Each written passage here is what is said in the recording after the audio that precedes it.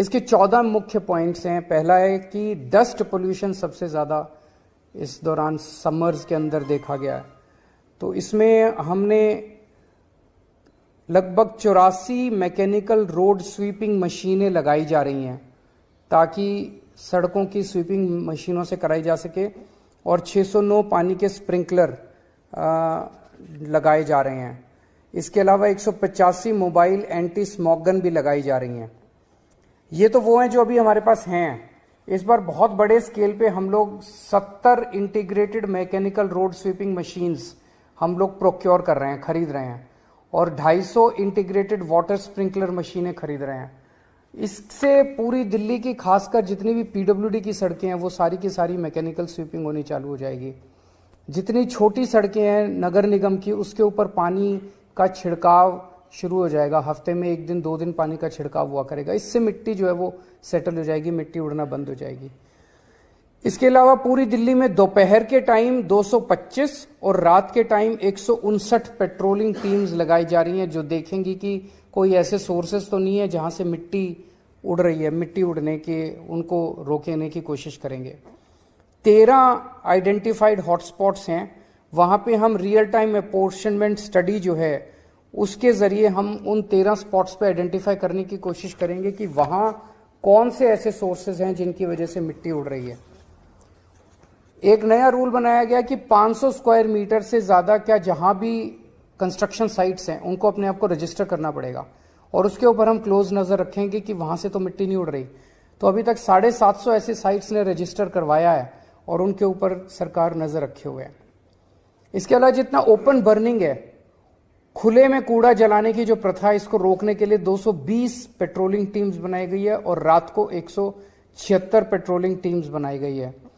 और लैंडफिल पे fire control करने के लिए एक एसओपी तैयार किया गया है जिसको लागू करवाया जाएगा ताकि लैंडफिल के ऊपर आग ना लग सके।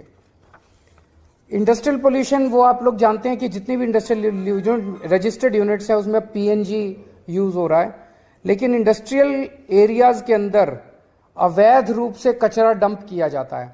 उसको रोकने के लिए डीपीसीसी और डीएसआईडीसी की 33 टीम्स बनाई गई हैं जो कि यहां पे इसको रोकने की कोशिश करेंगी।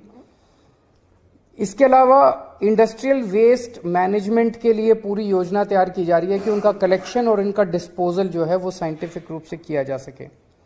सॉलिड वेस्ट मैनेजमेंट, अब एमसीडी में भी आम आदमी पार्टी की सरकार है, एमसीडी के साथ मिलके दिल्ली के पूरे सॉलिड वेस्ट मैनेजमेंट को ठीक करने की प्रक्रिया तैयार की जा रही है।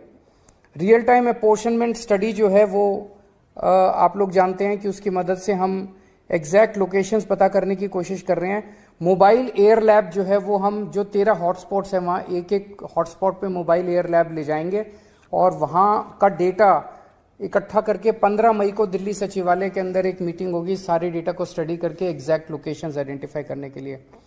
इस साल ग्रीन कवर बढ़ाने के लिए 52 लाख पौधे लगाने का टारगेट है, जिसमें 42 लाख पौधे समर के दौरान ही लगाए जाएंगे और इनमें से 4 लाख पौधे जो हैं वो फ्री में बांटे जाएंगे लोगों को।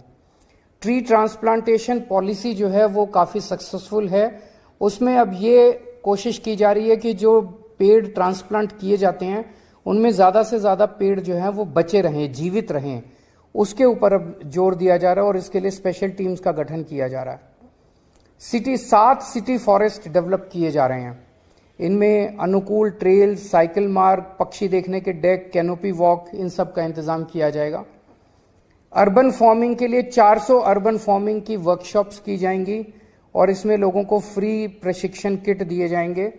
जैसा आप लोग जानते हैं कि जल बोर्ड के साथ मिलकर बहुत सारे बड़े लेवल पे दिल्ली को सिटी ऑफ लेक्स बनाने का, बहुत सारी झीलों का भी, आर्टिफिशियल लेक्स भी हैं, जो ऐसी लेक्स हैं जो डेड हो गई हैं उनको भी विकसित किया जा रहा है। पार्कों को विकास करने के लिए अब एनडीएमसी और एमसीडी दोनों के साथ मिलके मैंने उनको टारगेट तो दिया है कि कम से कम आधे एकड़ से ज्यादा के जितने पार्क हैं वो सारे पार्कों का विकास, ऐसे लगभग 3,500 पार्क हैं, उनका विकास कम से कम दिसंबर तक कंप्लीट कर लिया जाए और बाकी टोटल 16,000 पार्क एमसीडी के वो हम कोशिश करेंगे अगले साल मार्च अप्रैल तक सारे डेवलप हो जाएं। ई वेस्ट इको पार्क बनाया जा रहा है होलंबी कला में 20 एकड़ की जमीन में। ये अपने आप का पहला पार्क होगा इस किस्म का पूरे देश में। 2000 स्कूल्स और कॉलेजेस में इको क्लब चल रहे हैं, उनकी अलग अलग एक्टिविटीज़ होती रहती हैं।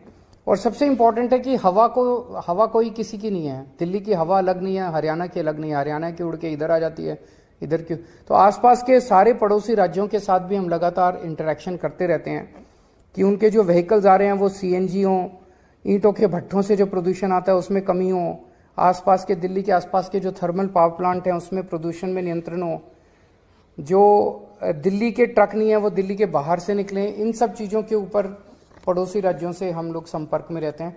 तो ये सारी चीज़ें हैं। यही इसमें कई सारी चीज़ें आप लोग देख रहे हो कि वो भी हैं जो विंटर एक्शन प्लान में भी थी, समर एक्शन प्लान में भी हैं।